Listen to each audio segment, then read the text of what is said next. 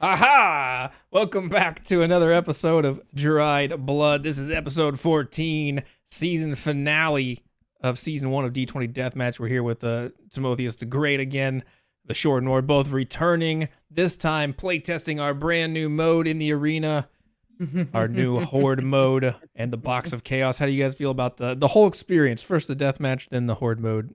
Mike, how do you feel? I feel great about it. This is a second, I guess third time I've played with you guys now. Yeah. I got to play test the before the show started. Then I got to play as a big burly fighter, and now I got to play as a small, not so big fighter.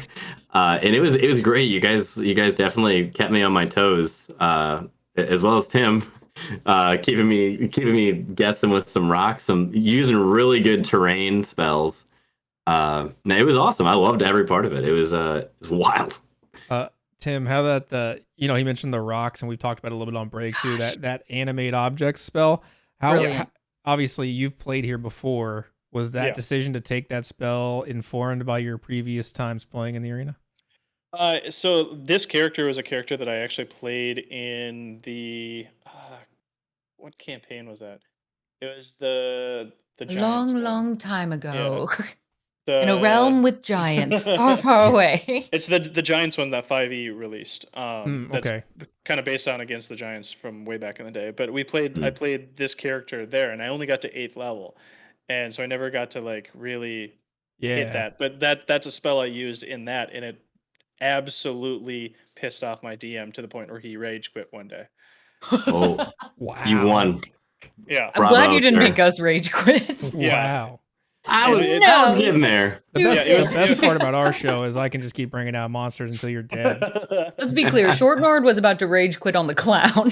Yeah, I was I he was was a like, DM who He's like, like who claimed that he played D&D on hard mode, and so I was like, okay, I'll play character on hard mode then. sure. Like, I'll fuck up your world. I'll use every spell against you, and like I right. was a Fair's half fair. orc, yeah, half orc Valor Bard. So anytime I go to 0 hit points, I just get right back up and hit again.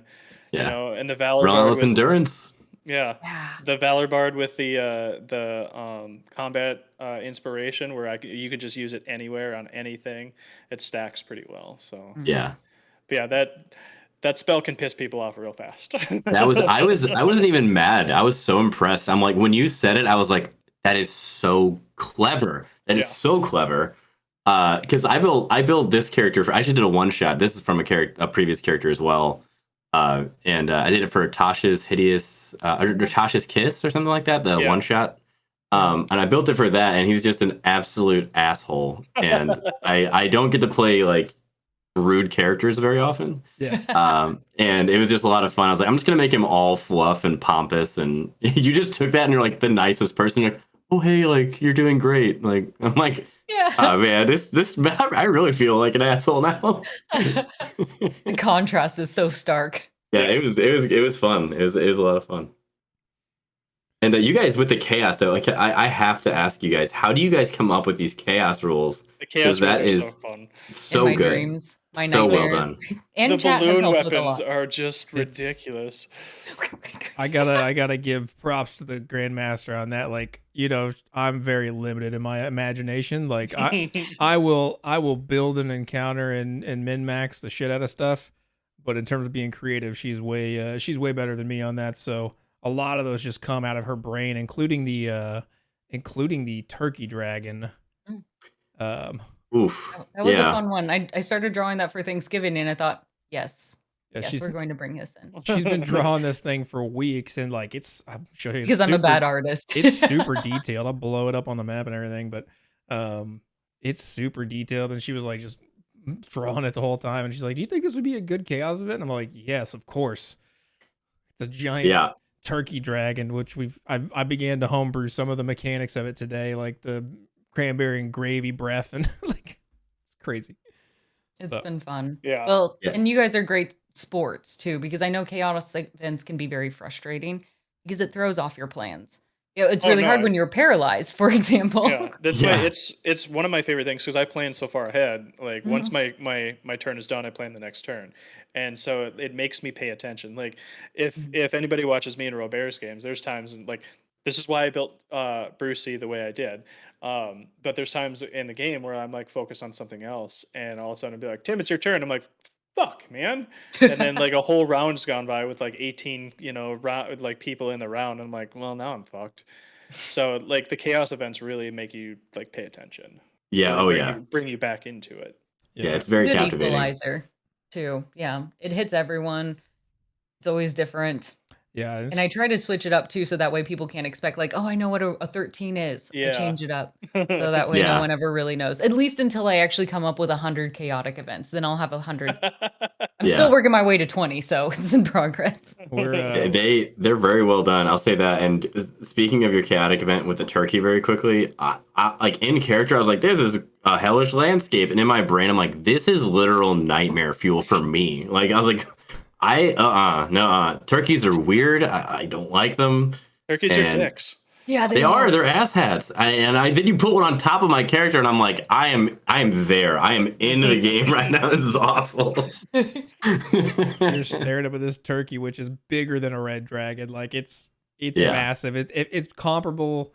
If you want to know like stats and things as we're building it out, homebrewing it, it's comparable to an ancient amethyst dragon.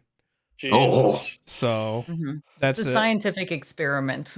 that is Gone right, the gone wrong. that Oh, is and that's a great example of like for DMs reskin things. Like Mhm. yeah. just find a monster you like and just fucking redo it. Just Yeah. Oh call yeah. it something else. That's all you have to do. Absolutely. You want to build a custom dragon? Like, okay, cool. Just take it, copy paste, change the Yeah. fire breath to a plasma breath or whatever you want. Yeah, Right. that's what like Robert does heavily in his games. He'll Yeah. find Magic the Gathering art and be like, I'm gonna make this, and Yep. I'm gonna reskin it, reskin another monster into this. Yeah. You love it when DMs know, like, okay, I'm going to make it. And that's what we do with all our chaotic events. Like, all of them are reskinnable. You know, Yeah, you can change them to anything or everything. Sometimes it's trees instead of mushrooms. Sometimes instead of a rushing water, all I need you to do is to do a dex throw. So instead, it's going to be a boulder or yeah. it's a hamster in a ball. You know, like we can Right. do anything because the mechanics are still the same. Yeah, and you Mhm. guys do it really fairly too. Yeah. That's a hard thing for DMs across the board, but like new DMs to really understand is like fuck the CR rating, just make it fair. Yeah. Like Mhm. the CR rating is really not. It'll get you in the ballpark, but it's not going to really tell you because like Right. it's not going to tell you that you're the makeup of your party and like how skilled they are. Mm-hmm.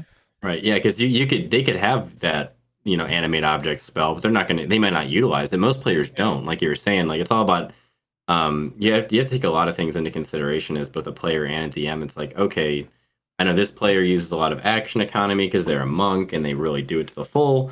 And then this other person's there for laughs, but they could do the most damage, but they choose not to. So it's all about Yeah. party dynamic as well. Well, the Yeah. CR rating really doesn't come into play. I mean, it does, but like you said, sometimes you can't go off that because, like tonight, we brought in that Big bad. that horned devil, which was supposed to be like the final wave of this horde mode, and it was supposed to, really like mess you guys up. But I was going to put you in your place. you commanded it, and then you banished it, and I even used like a legendary resistance to try to break that. Yeah. And it's still Yeah. like so. CR rating be damned. Into the fight of a horde mode be damned. I'm like, oh, okay. Guess we're bringing in the dragon. that Let's was go. so fun. But you Oh, guys that was really great. rose to the fight. That was the best part of it. Like, and I think that's what anyone tries to get at. Like, when you bring challenges to a fight, it's not meant to kill your players. It's meant to give them the chance to play the way they want to and really just Yeah. shine through that Yeah. character. So it was really exciting to see you both do that. I do want to hear, of course, as you all know how we wrap this one up, is your final thoughts, whether as your character or yourself, what wisdom do you want to impart? If there's anyone who wants to go first, or if you want to take a moment to think upon it, you can. If you need to roll an intelligence to see if you can come up with something. Or wisdom, depending if you want to say something smart or something wise. Tim, go ahead, man. As always, I just encourage everybody to try this game. I don't care if you like one time, just once.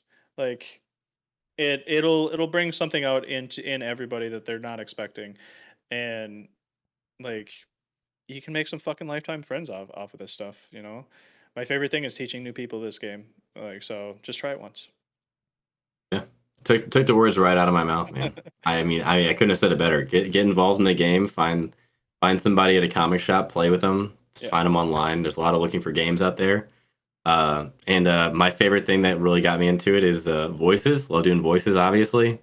And just don't be afraid to try it out. It makes it so much more fun. And if you don't have kids yet and you want to have kids one day and you read them stories, you already practice with voices. It's great. I babysit my niece and nephew, and I'm like, oh yeah, the other day, and I'm like, that's where that voice came from. It came from a cowboy from my niece's book. It also works if you just want to be a weirdo in real life. Yeah, doing voices outside.